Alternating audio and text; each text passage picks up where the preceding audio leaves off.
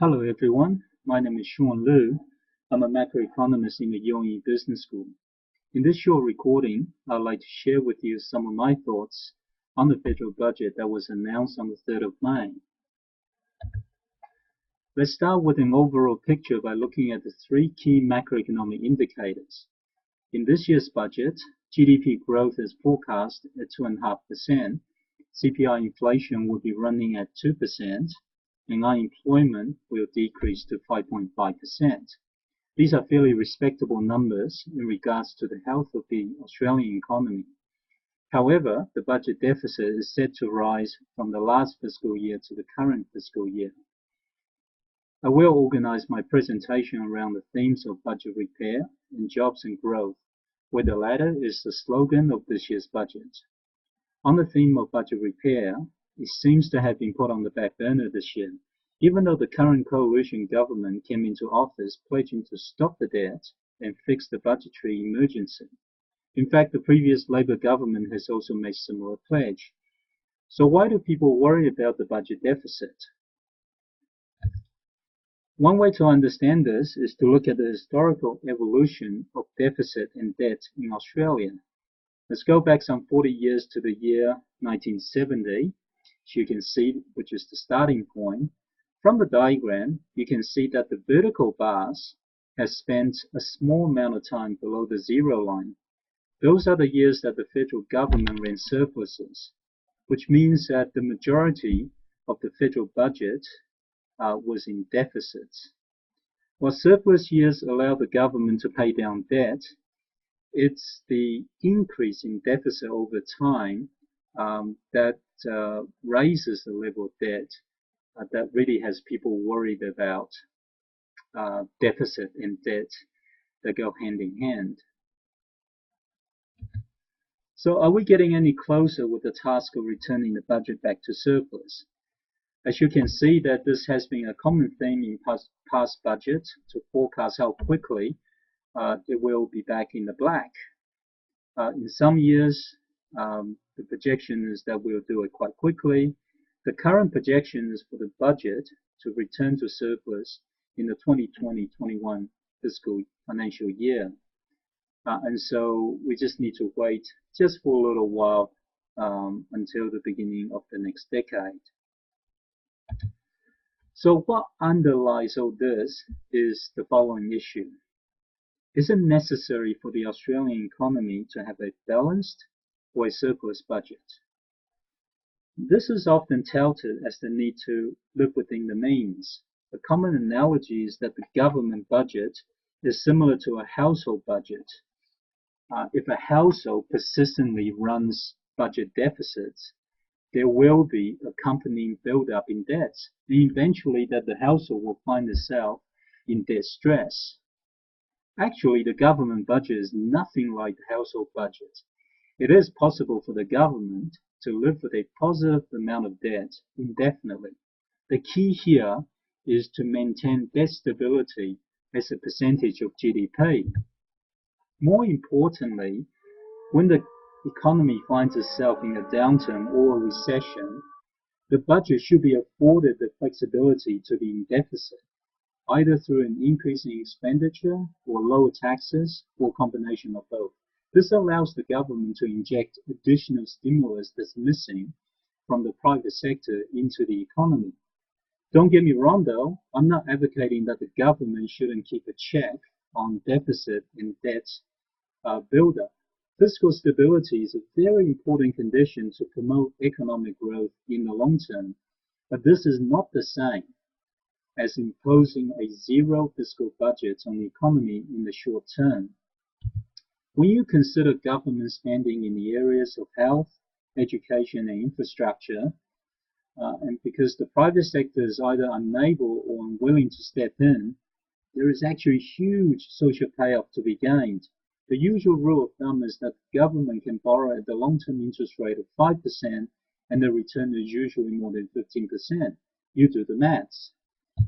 So the question is there enough space for Australia to run expansionary type of fiscal policy should the economy find itself in a downturn?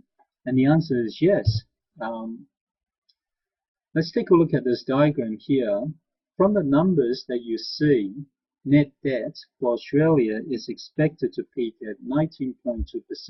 So you've got that red line there at 20%. And the peak is less than that of GDP in 2017-18. So what does that mean? Let's put this in perspective. Let's see how we fare with the other countries around the world in terms of fiscal space. This is where Australia is. So fiscal space is a calculated distance between the debt ratio of the country and the upper limit. If you're in the green zone, then you are safe. If you're in the red zone, then you're in grave situation. And you can see that Australia is sound and safe in the green zone. And in fact, compared with the other countries, as you can see, where we are on this particular ladder, we're doing very well in terms of this fiscal space. Right at the bottom is Japan, which actually is in a dire strait, which has a debt level at 230% of GDP. So what is it about deficit? Let's dig a little deeper into the composition of deficit. There are two types here. There's a cyclical deficit and there's a structural deficit. Cyclical deficit is related to the waxing and waning of economic conditions. Structural deficit is much more long-term. It's driven by changes in the underlying economic and demographic conditions. In Australia, if you look across government spending by sectors, most of the structural deficit arises from increased spending in health and social security, and this is largely driven by aging population. So let's take stock. There is no issue with fiscal space. Definitely there's no debt crisis at the moment in Australia. What we do have is a problem with rising structural deficit, a long-term issue. So how do we fund this long-term expenditure? The solution has to lie in a more comprehensive tax reform package that looks at curtailing the onerous tax concessions, for example, superannuation and capital gains concessions. So the changes that are proposed in the current budget to superannuation are a good start. But the 2% deficit levy is simply bad policy, because this is a temporary measure that was introduced last year, and this should not be used to address long-term structural issues that we have in the economy. For instance, the aging population, even though that this measure will expire at the end of the financial year, is still a bad precedent to set. So there's a role for fiscal policy in Australia to remain expansionary in the short term, while the economy is in the middle of a transition phase, going from more mining focus to a much more broadly focused economy, and this is coupled with a weak global economy. Now the second theme is jobs and growth, which is the slogan of this year's budget. The centerpiece is the 10-year enterprise tax plan, which seeks to foster job creation and economic growth. With this plan, the company tax rate will be cut from 30% to 25% over 10 years. I'd like to make 3 points here. First, Treasury's own modeling forecasts this effect at 1% increase in GDP over 10 years. Now, this is a very weak result, really. And this is also based on very optimistic assumptions of a strong GDP growth at 3% from 2017. Now, secondly, that small businesses are going to receive these tax cuts ahead of large businesses. And this is problematic in terms of job creation and innovation activities. It is true that small businesses account for 44% of employment ahead of 32% coming from large businesses. But in terms of engaging in increasing employment, this is largely driven by large businesses at 52% in comparison to 18% coming from small businesses. And also that the ABS statistics show that large businesses are more likely to engage in innovative activities. The last point to make here is that the tax cuts are spread out over time. So essentially, some of these tax cuts are delayed in the future.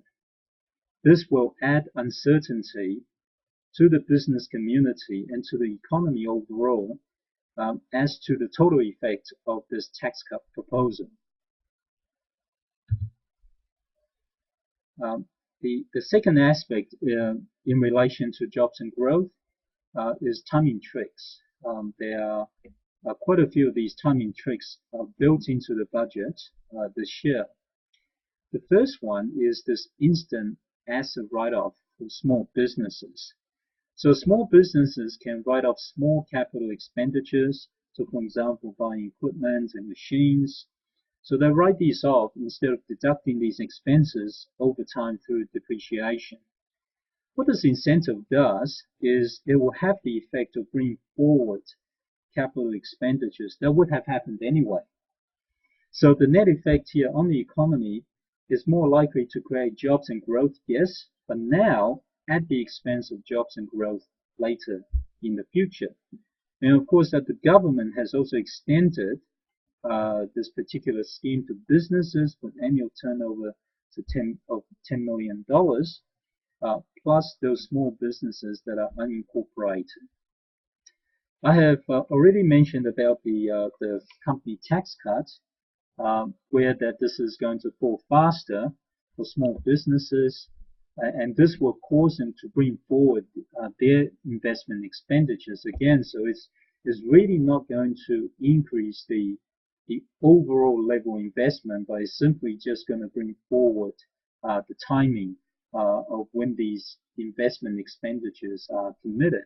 And this will substitute away from future investment that are just conveniently outside the 4-year estimate period. And there's also the Jobs Families Childcare Package, which is a good idea. This was actually announced in the 2015 budget, but is now announced to begin in earnest in July 2018. And what this will do is it will shift this fairly substantial expenditure out by a year to make sure that the deficit looks much better. It doesn't grow in 2016-2017 financial year. So overall, the budget contains some measures that are in the right direction in spurring job creation and economic growth as envisioned by the government. However, it is not clear if they will have the intended size of impact. I hope you've enjoyed this recording, and thank you for listening.